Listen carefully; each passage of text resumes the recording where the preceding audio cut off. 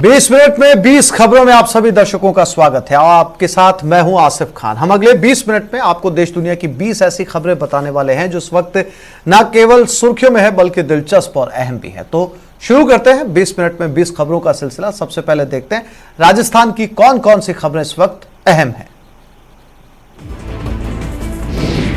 प्रदेश में बढ़ते कोरोना केसों को देखते हुए गहलोत सरकार ने नया कदम उठाया है। सरकार ने घर घर में कोविड ट्रीटमेंट किट पहुंचाने का फैसला किया है। इस किट में वो दवाइयां होंगी जो कोरोना के हल्के लक्षण के समय मरीजों को दी जाती हैं। सरकार के फैसले के मुताबिक इन किटों को प्राथमिकता के आधार पर पहले उन घरों में भिजवाया जाएगा जहां कोविड के मरीज हैं और होम आइसोलेशन में हैं। इसके अलावा उन एरिया में भी प्राथमिकता से वितरण किया जाएगा जहां सबसे ज्यादा संक्रमित मरीज मिले हैं। चिकित्सा विभाग ने सभी जिलों के मुख्य चिकित्सा एवं स्वास्थ्य अधिकारियों को ये निर्देश दिए हैं कि इन दवाइयों का पर्याप्त स्टॉक रखें और स्टॉक नहीं होने पर मुख्यालय पर डिमांड भिजवाएं ताकि दवाइयां जिलों में पहुंचवाई जा सकें। उन्होंने बताया कि इन दवाइयों के प्रयोग से हल्के लक्षण वाले मरीजों और उनके संपर्क में आए मरीजों को लाभ मिलेगा। सरकार की ओर से जो ट्रीटमेंट किट मिलेगी उसमें 5 तरह की टैबलेट होंगी। इसमें एंजीथ्रोमाइसिन टैबलेट 500 mg की 3 गोली, पैरासीटामोल 500 mg की 10 गोली, लिवोसिट्राजिन 50 mg की 10 गोली, जिंक सल्फेट 10 mg की 20 गोली और एस्कॉर्बिक एसिड 500 mg की 10 गोली होंगी।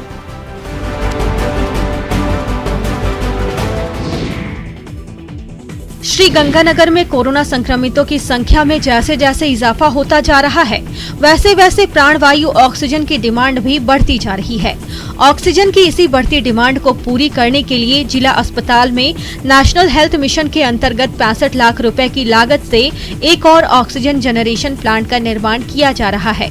इस ऑक्सीजन प्लांट के शुरू होने से 65 डी टाइप सिलेंडर का 24 घंटे में प्रोडक्शन हो सकेगा। वैसे तो श्रीगंगानगर के जिला अस्पताल में पहले से ही एक ऑक्सीजन प्लांट काम कर रहा है, लेकिन इस एक ऑक्सीजन प्लांट से श्रीगंगानगर की जरूरतें पूरी नहीं हो पा रही है। ऐसे में यहाँ एक और प्लांट का निर्माण किया जा रहा है।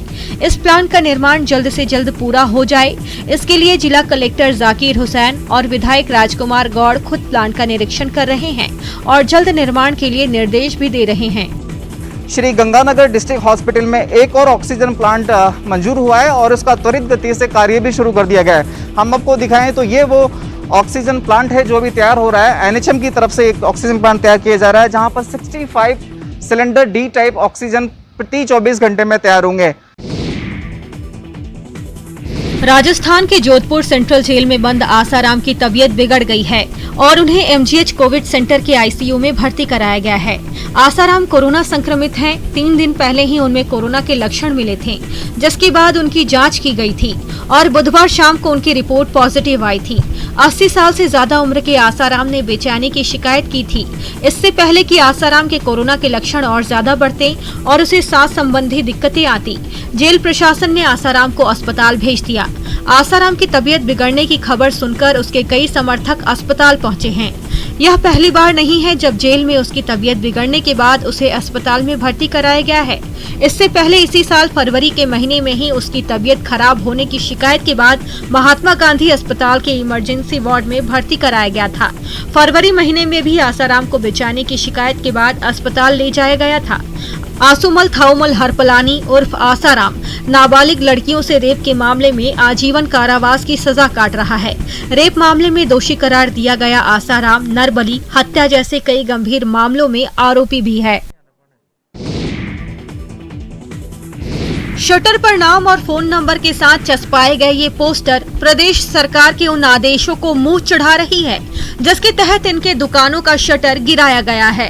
इन दुकानदारों को दुकान खोलने से रोका गया है।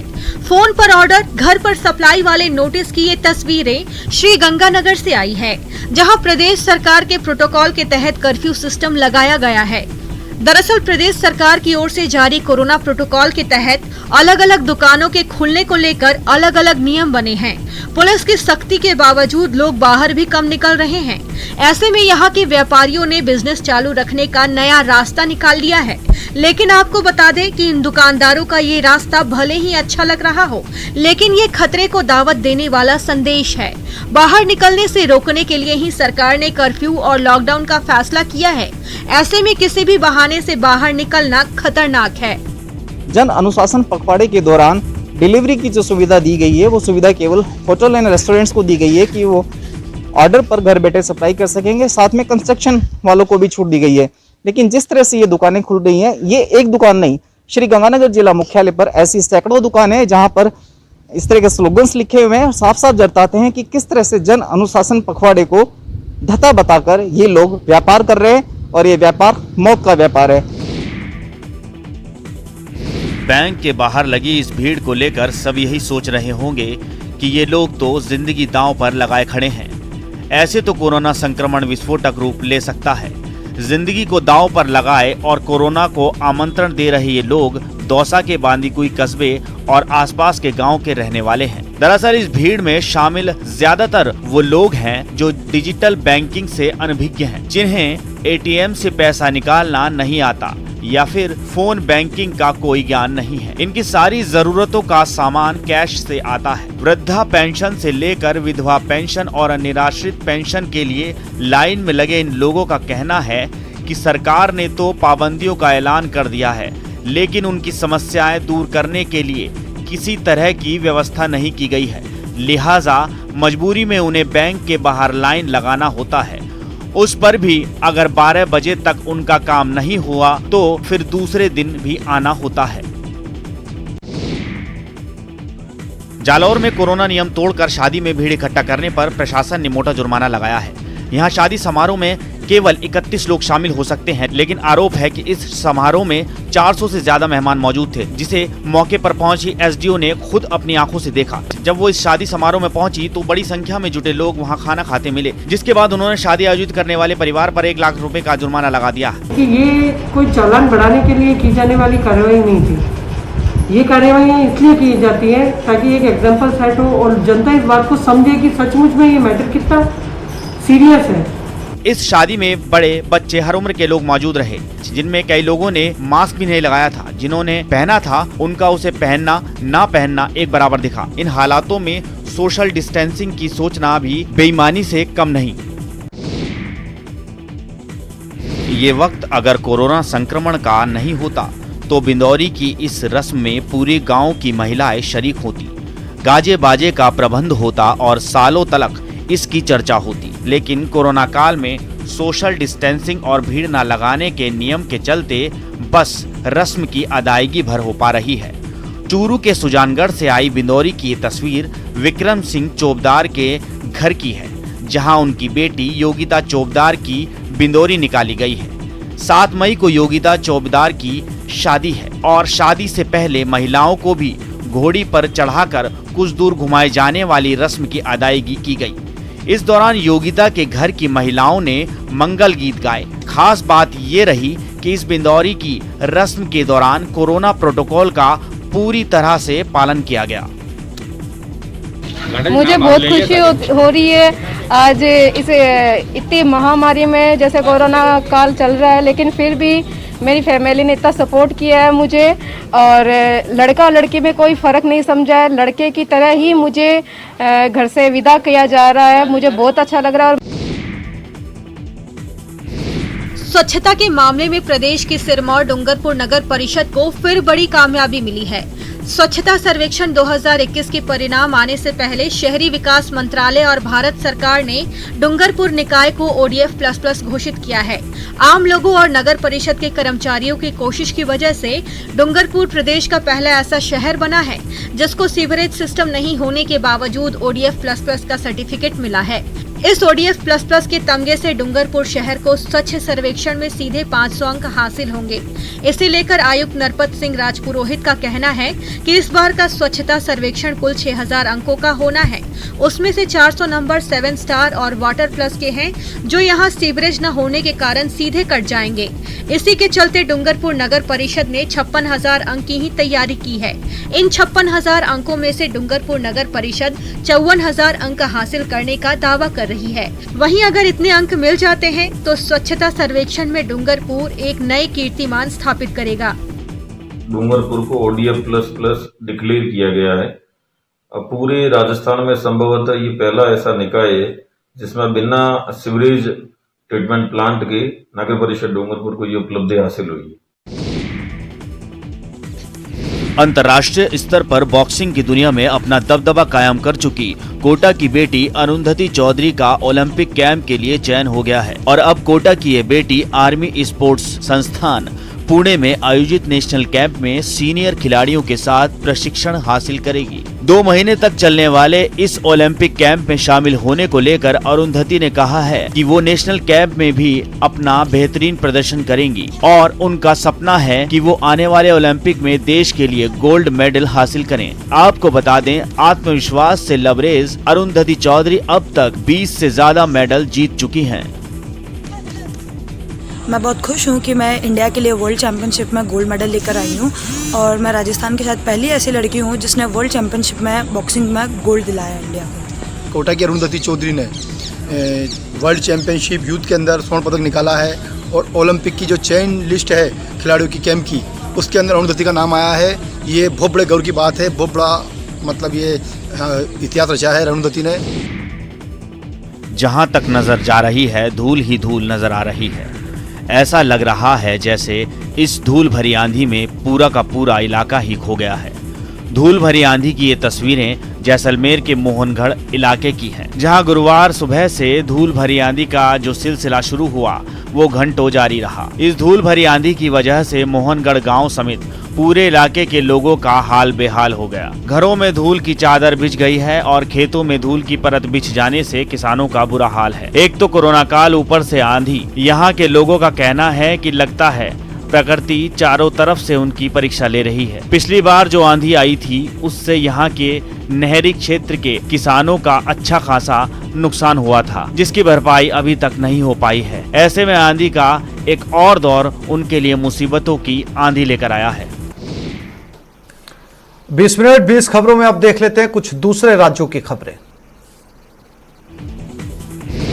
बंगाल में हो रही हिंसा का विरोध करने के लिए बीजेपी ने देश के कई शहरों में जोरदार प्रदर्शन किया। इस विरोध प्रदर्शन की कुछ तस्वीरें कोलकाता से भी सामने आई, जहां बीजेपी के कई कार्यकर्ताओं ने सड़क पर उतरकर बंगाल हिंसा के खिलाफ अपनी नाराजगी जाहिर की। राजनीतिक हिंसा को लेकर के बीजेपी का आज धरना कोलकाता के मुरलीधर पर बीजेपी के कार्यालय के पास जा रहा है। पार्टी के इस कार्यक्रम में दिलीप घोष और शुभेंदु अधिकारी जैसे नेता भी शामिल हुए, लेकिन वो लोग इस धरने में ऐसा डूबे कि कोरोना के खतरे को ही भूल गए। कार्यकर्ताओं को छोड़िए, मंच पर बैठे नेताओं ने भी सोशल डिस्टेंसिंग की परवाह नहीं की। लेकिन दिल्ली में ऐसा नहीं हुआ। यहाँ बीजेपी के कुछ कार्यकर्ताओं ने आपस में तय दूरी बनाकर बंगाल हिंसा पर अपना विरोध जताया। सामने आई एक तस्वीर में कुछ प्रदर्शनकारी ममता बनर्जी के खिलाफ लिखे नारों वाले पोस्टर पकड़े दिखे, जबकि कुछ लोगों ने ममता बनर्जी के खिलाफ बैठकर नारे लगाए, बंद करो, गुंडागर्दी बंद करो। इसी तरह मुंबई में भी बीजेपी के कई कार्यकर्ताओं ने टीएमसी के खिलाफ अपने गुस्से का इजहार किया।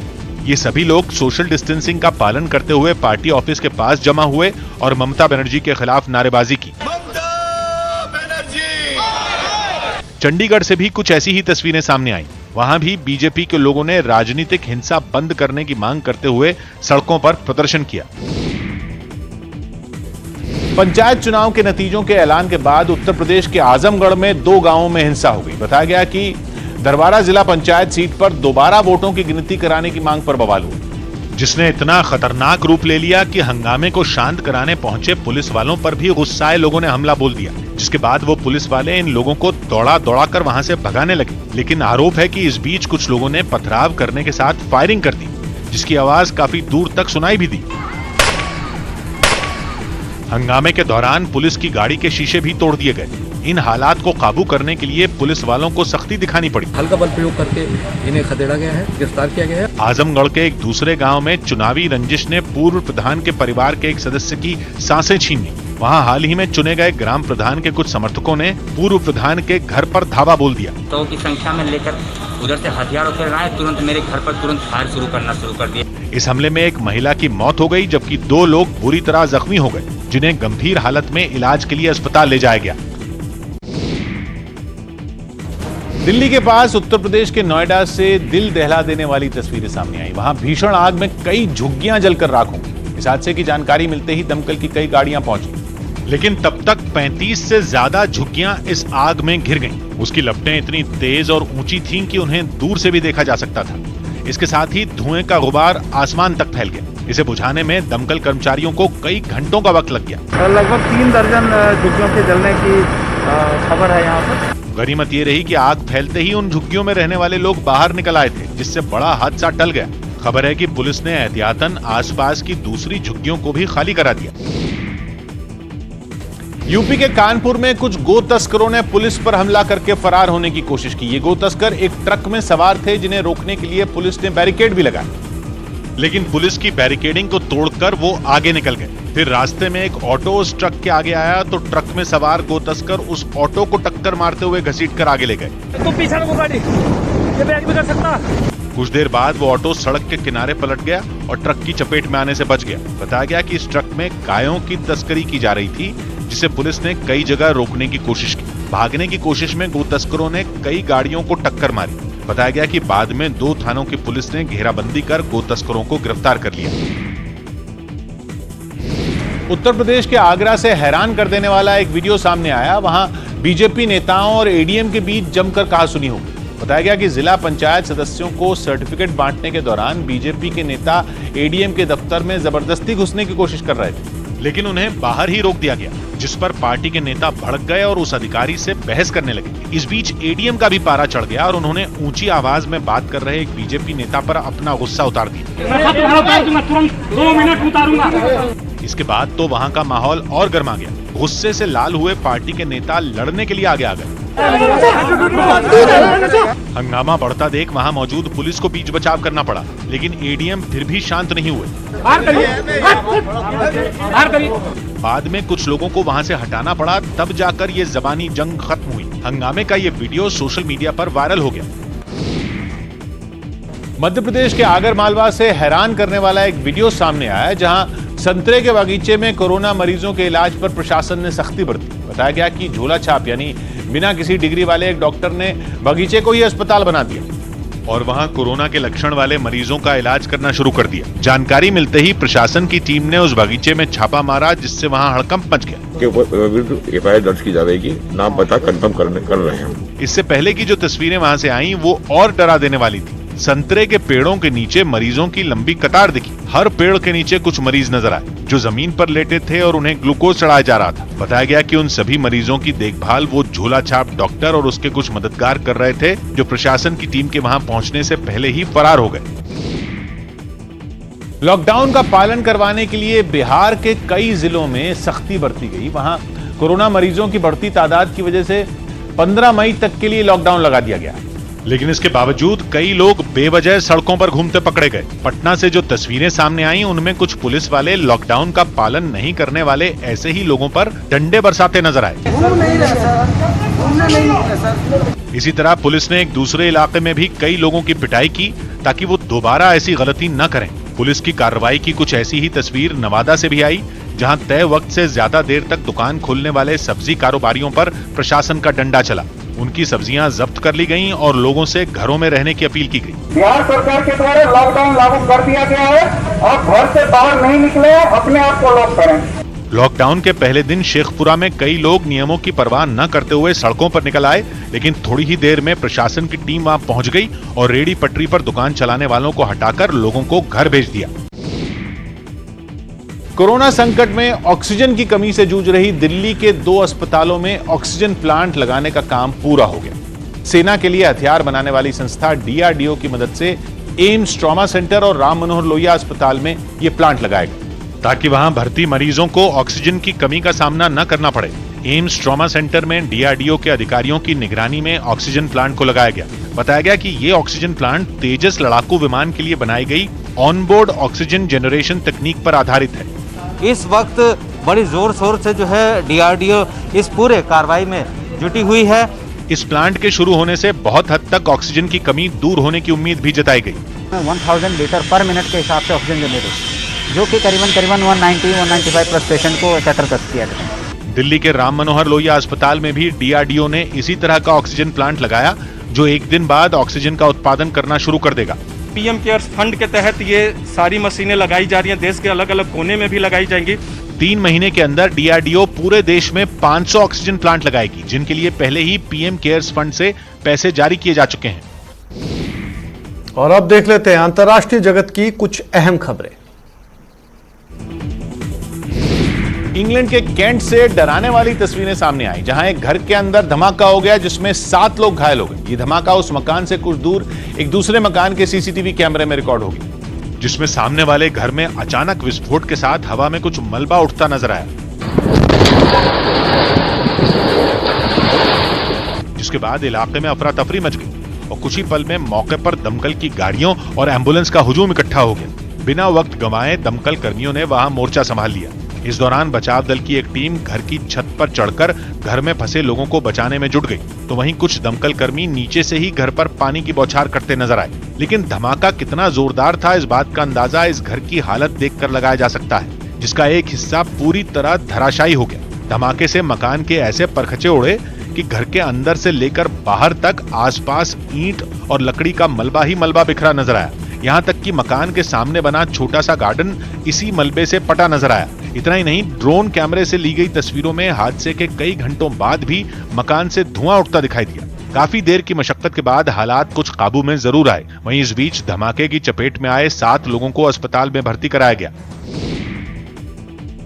3 महीने में होने वाले टोक्यो ओलंपिक्स से पहले जापान में एक टेस्ट मैराथन का आयोजन किया गया, ताकि कोरोना काल में बचाव के इंतजामों की तैयारी को परखा जा सके। वैसे तो ओलंपिक खेल पिछले साल होने थे, लेकिन कोरोना संकट की वजह से उन्हें टाल दिया गया था और अब उनकी नई तारीख 23 जुलाई है। ओलंपिक जैसा खेलों का महाआयोजन और ऊपर से महामारी का साया, ऐसे इंतजामों में कोई कमी न रहे, इसलिए जापान के सप्पोरो शहर में टेस्ट मैराथन का आयोजन किया गया। इशारा मिलते ही धावकों ने दौड़ लगानी शुरू की और शहर की अलग अलग सड़कों से गुजरते हुए वो फिनिशिंग लाइन तक पहुँचे। इस मैराथन में दूसरे देशों के एथलीटों ने भी हिस्सा लिया, लेकिन इसके बावजूद कोरोना से बचाव के नियमों में रत्ती भर की भी ढिलाई नहीं बरती गई। एथलीट आम लोगों के संपर्क में न आए, इसलिए टेस्ट मैराथन में उनकी हौसला अफजाई करने के लिए दर्शक दूर दूर तक नजर नहीं आए। वैसे तो मैराथन के दौरान सड़क के दोनों तरफ लोगों की भीड़ जुट जाती है, लेकिन ओलंपिक्स के आयोजकों की तरफ से लोगों से अपील की गई कि वो मैराथन देखने के लिए न जुटें। इसके लिए खुद आयोजन का स्टाफ गले में तख्तियां लटकाकर सड़कों पर खड़ा हो गया, जिन पर लोगों से मैराथन से दूर रहने की अपील लिखी नजर आई। सड़कों पर जगह जगह घेराबंदी भी की गई ताकि लोग दायरा ना लांघे। खास बात यह है कि जापान में कोरोना के मरीज एक बार फिर बढ़ रहे हैं और राजधानी टोक्यो समेत कुछ दूसरे इलाकों में इमरजेंसी लगी है। ओलंपिक मैराथन जैसे आयोजन में धावकों के बीच 2 गज की दूरी बनाना सबसे बड़ी चुनौती होगा। तो इस बुलेटिन में फिलहाल इतना ही। नमस्कार।